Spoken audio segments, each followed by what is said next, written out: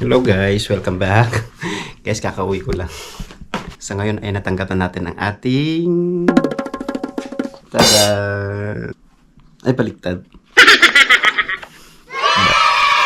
Yeah guys, nakakatuwa naman kasi natanggap na natin ang ating Google AdSense.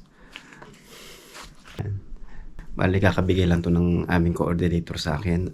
Nagulat ako sa message niya. Na-PM niya ako na may letter daw ako from Google. So yun, nagulat ako. Sabi ko, ala